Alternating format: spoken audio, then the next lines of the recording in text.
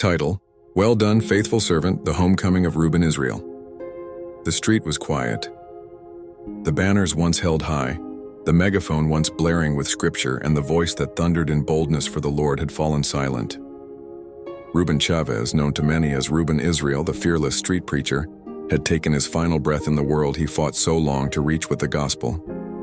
His race was finished, and then in an instant the veil of mortality was lifted. Reuben found himself standing, not in shadow nor in silence, but in a place bathed in unimaginable light. A warmth he had never known enveloped him.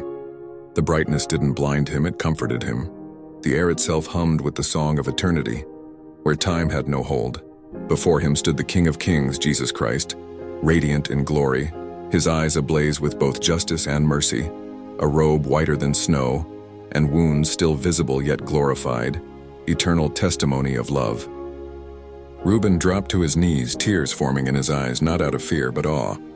"Lord," he whispered, his voice cracking, "am I home?" Jesus stepped forward, and a great hush fell across the multitudes of angels and saints gathered in witness. The Lord stretched out his hand and lifted Reuben to his feet.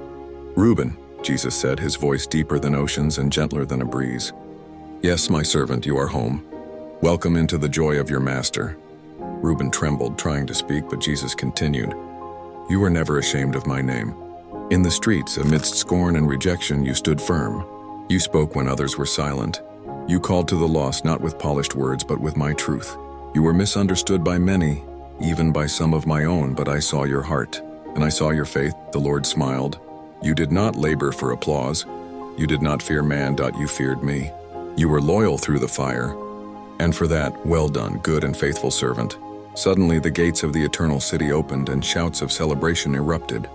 Angels rejoiced, saints welcomed their brother. Some embraced Reuben, people he had never met in life.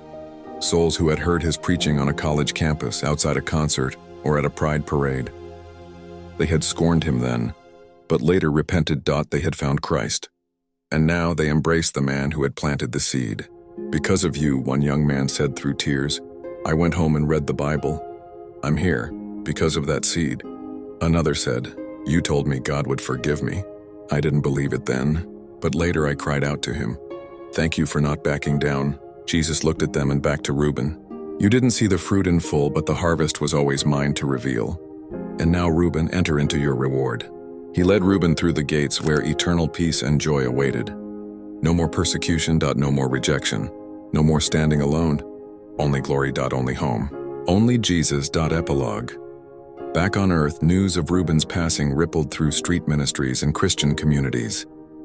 Some mourned, others remembered his boldness with a mixture of conviction and admiration. But in heaven, a warrior had come home and the king had called him faithful.